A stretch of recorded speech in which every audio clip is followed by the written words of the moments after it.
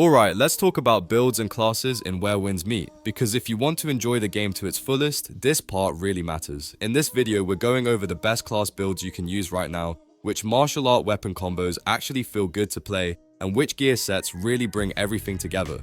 Instead of just throwing stats at you, I'll explain why certain setups work so well and how they fit different playstyles, whether you like fast, aggressive combat or a more controlled and tactical approach. Think of this as a chill guide you'd hear from a friend who's already put in the hours. I'll walk you through how each class is meant to be played, what kind of weapons and martial arts shine with them, and how the right gear can completely change the way your build feels in combat. By the end of this video, you'll have a clear idea of which class suits you best and how to build it properly so you can jump back into Where Winds Meet feeling confident and ready for whatever the game throws at you. I'm quickly moving on to the video and I'm ranking builds and classes in Where Winds Meet. Before we start, if you enjoy these types of list videos, don't forget to like the video and subscribe. Enjoy watching. My friends, only 0.1% of viewers subscribe. If you like this type of content, please do not forget to subscribe to the channel. Thank you in advance for your support. The builds and classes in this tier are, in order from top left to bottom right, Mortal Rope Dart and Vernal Umbrella, Infernal Twin Blades and Mortal Rope Dart and Vernal Umbrella and Inkwell Fan. Right about the moment you think the tier list is done judging you silently from the screen, this is where the B tier walks in and casually reminds everyone that situational does not mean bad. These builds are not flashy, they are not brain dead easy, but in the right hands, they absolutely ruin someone's day. In Where Winds Meet PvP, B tier is basically the playground for players who enjoy control, patience, and a little psychological warfare. Let's start with the Mortal Rope Dart and Vernal Umbrella combo, which is all about mid-range to long-range bullying. Vernal Umbrella works as a hybrid range damage dealer that can pressure enemies both up close and from afar, especially during burst windows where things get chaotic fast. Mortal Rope Dart, on the other hand, is pure crowd control madness, locking enemies down from mid to long range with pokes, disables, and setups that make movement feel illegal. The whole idea is simple but cruel. You kite enemies, poke them until they panic, then drag them into disables and finish them with lethal combos before they realize what went wrong. Next up is the Infernal Twin Blades paired with Mortal Rope Dart, and this one is not for the faint of heart. Infernal Twin Blades are all about speed, multi-hit pressure, and lifesteal-based sustain, but that sustain can be unreliable if your execution slips even a little. Mortal Rope Dart adds massive burst potential, using abilities like Rodent Rampage and Addled Mind to create explosive damage windows with almost no time for counterplay. This build thrives when you stay aggressive and precise, rewarding players who can manage high attack speed while keeping constant pressure on their target.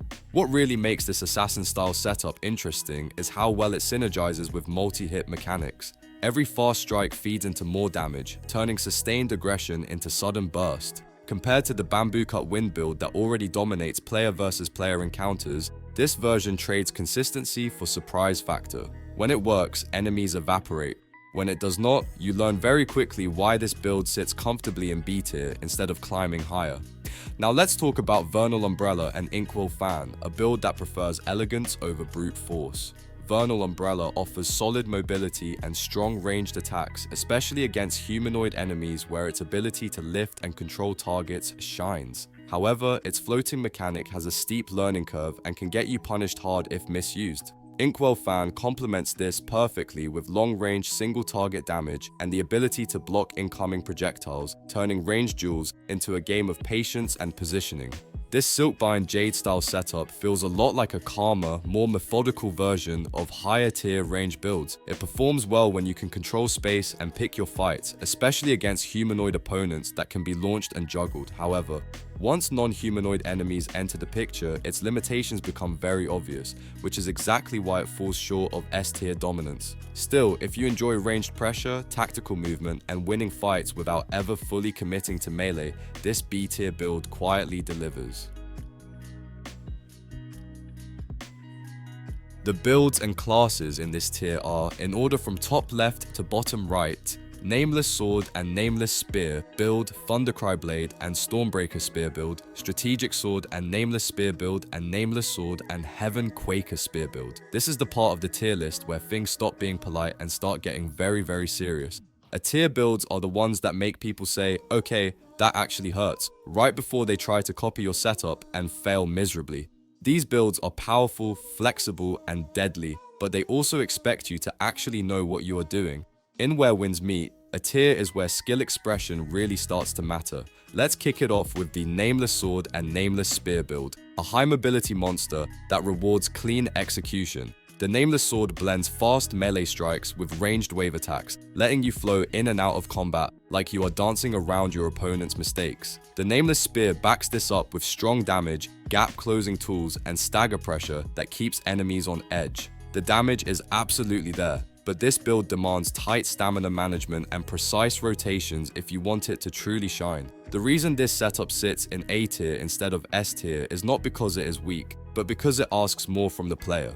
Other builds can achieve similar results with less effort, while this one forces you to constantly think about positioning, stamina, and timing. That said, the better you are at maximizing skill rotations and chaining combos, the more terrifying this build becomes. In the hands of a skilled player, fights end fast and decisively. Next up is the Thundercry Blade and Stormbreaker Spear build, also known as the Yes, I Will Tank That setup. Thundercry Blade brings heavy hits and a tanky playstyle, reducing incoming damage while increasing the damage enemies take. Stormbreaker Spear complements this perfectly with crowd control immunity, gap closing, damage blocking, and additional crowd control options. You are not dodging everything, you are standing there and daring the enemy to hit you. The core loop here is simple but brutal. You should reduce your own damage taken using Stormbreaker Spear's Raw, then apply Thunder Shock to increase the damage the enemy receives, and suddenly every hit feels twice as painful. Despite being a tank-focused build, you can still dish out impressive damage. The downside is speed, because this setup is painfully slow compared to most other weapons. This build truly shines in multiplayer scenarios where allies can capitalize on your tanking and debuffs.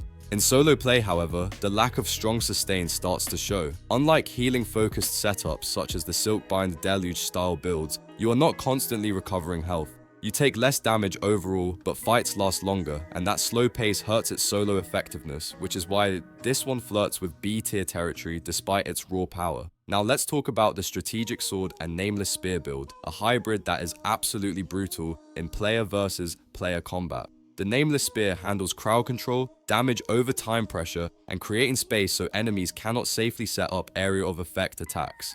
Meanwhile, the Strategic Sword brings mobility, bleed effects, and burst potential, diving straight into combat instead of dancing around the edges. This build excels at breaking down tanky opponents through constant pressure. Damage over time effects stack up, wide cleaves and sweeping attacks control space, and the combined pressure steadily wears enemies down. In PvP, this makes it one of the most reliable stance breakers available, capable of shredding defenses while still maintaining strong mobility. It requires careful endurance management, but if played correctly, it feels relentless. Finally, we have the Nameless Sword and Heavenquaker Spear build, a clear king of player versus environment content. This setup is all about area of effect dominance, combining multiple sweeping attacks from both weapons to annihilate groups of enemies. Chaotic mob fights turn into controlled massacres as you carve through packs with ease. While its lack of reliable disables slightly weakens its PvP performance, it remains an incredibly strong and versatile choice for clearing content efficiently and stylishly.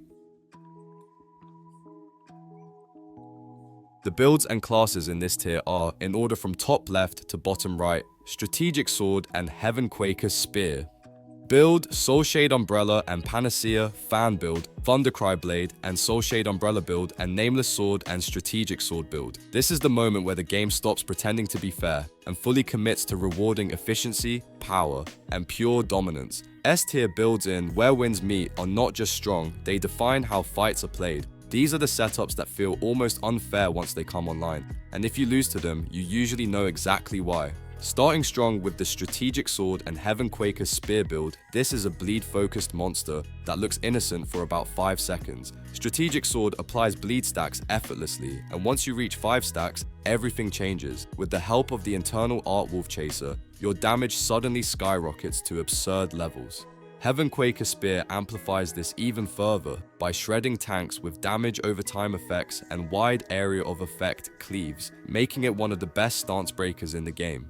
What makes this build truly S tier is how easy it is to play compared to its output. You do not need galaxy brain rotations or frame-perfect inputs. Once you understand how to consistently apply bleed stacks, the build basically plays itself. Early fights might feel underwhelming, but the moment the bleed engine starts running, enemies melt in a way that feels borderline illegal. Next up is the Soulshade Umbrella and Panacea fan build, also known as the I Refuse to Die setup. Soulshade Umbrella provides healing and sustain for yourself or your team, making it invaluable in multiplayer and surprisingly effective in solo play.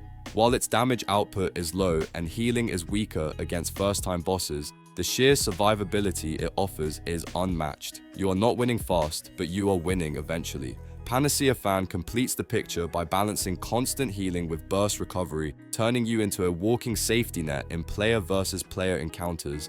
It deals chip damage over time, but its real strength is keeping everyone alive far longer than they should be. That said, it struggles hard in close-range situations against aggressive players, which is why it is absolutely not recommended for PvP. In cooperative content, however, this build is pure gold. Then, we have the Thundercry Blade and Soulshade Umbrella build, a solo tanking nightmare that thrives on patience and punishment. Soulshade Umbrella's passive healing allows you to safely charge Thundercry Blade attacks while taking hits without panic. Instead of dodging everything, you group enemies together, absorb damage, and prepare devastating charge strikes or massive area of effect bursts.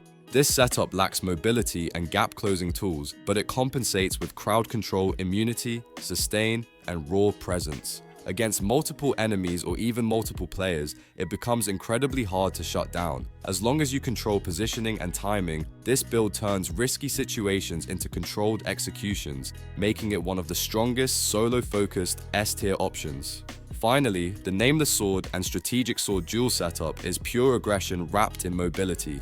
Both swords thrive on fast repositioning and battlefield control, but each brings something different to the table. Nameless Sword pokes from range with wave attacks, softening enemies and forcing mistakes. Strategic Sword follows up by applying damage over time effects and detonating them for massive burst damage. This build excels at maintaining momentum. You decide when fights start, where they happen, and how fast they end. Between constant pressure, quick movement, and explosive damage windows, opponents rarely get breathing room. It is stylish, deadly, and incredibly oppressive in skilled hands, which is exactly why it earns its place at the very top of the S tier. The video ends here. See you in another video. Don't forget to subscribe.